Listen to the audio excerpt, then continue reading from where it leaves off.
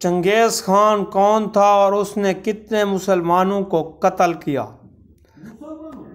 چنگیز خان تاریخ عالم کے صفحات میں درج ایک ایسا نام ہے جس سے شاید ہی کوئی ناواقف ہو۔ چنگیز خان کی فوجیں جس علاقے سے گزرتی تھیں اپنے پیچھے بربادی کی داستان چھوڑ جاتی تھی۔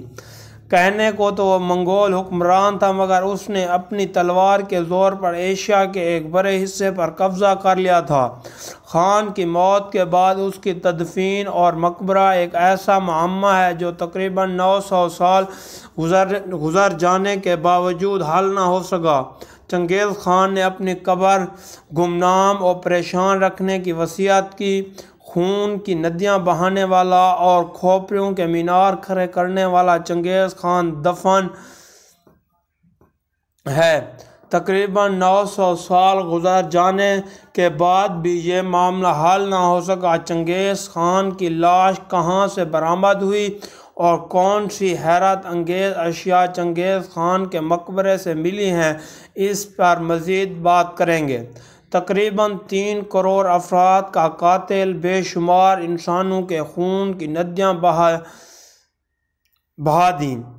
چنگیز خان کی فوج جس علاقے سے گزرتی تھی اپنے پیچھے بربادی کی داستان چھوڑ جاتی تھی، اور ماہرین کا اندازہ ہے کہ چنگیز خان کی فوج نے تقریباً 3 کروڑ افراد کو قتل کیا تھا۔ چنگیز خان نے سینٹرل ایشیا میں قائم خوارزم شاہی اسلامی سلطنت کو تحت تخطیر بنا کر رکھ دیا تھا اور اس کے نقش قدم پر چلتے ہوئے اس کے پوتے ہلاکو خان نے مسلم عظمت کے شاہکار بغداد کو راکھ بنا کر رکھ دیا تھا۔ منگولیا سے اٹھنے والی آندھی بلا شبہ اسلام کے مشرق وسطی اور سینٹرل ایشیا میں زوال کا سبب بنیں گے، اور اس کا صحرا منگول سلطنت کے رواں بد نام زمانہ ظالم ترین حکمران چنگیز خان کے سر جاتا ہے، جس کی دہشت سے ایشیا، افریقہ اور یورپ لرز تھے۔ مگر منگولیا کے لوگوں کے نزدیک چنگیز خان ایک عظیم ہیرو کی حیثیت رکھتا تھا۔ آج بھی جو لوگ خود کو چنگیز کی نسل کا مانتے ہیں وہ اپنے گھروں میں چنگیز خان کی تصویر رکھتے ہیں۔ منگولیا کے لوگوں کے لیے وہ عظیم ہیرو ہیں۔ چنگیز خان نے منگولیا قوم کو مہذب معاشرہ بنانے میں مدد کی۔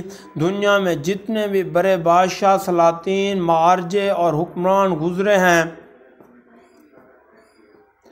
وہ اپنے بعد اپنے عظیم الشان مقبرے چھوڑ گئے۔ اس نے مرنے سے پہلے آخری وصیت کی کہ اس کو کسی ایسی گمنام جگہ دفنایا جائے کہ اس کی قبر کا کوئی نام و نشان بھی باقی نہ رہے۔ کہ یوں چنگیز خان کا مقبرہ دنیا کے لیے ایک معاملہ بن گیا تو دنیا اس کو اہرام مصر سے بھی بڑے معمے کا درجہ دینے لگی۔ چنگیز خان کی موت کو کئی صدیاں گزرنے کے باوجود یہ معاملہ حل نہ ہو سکا۔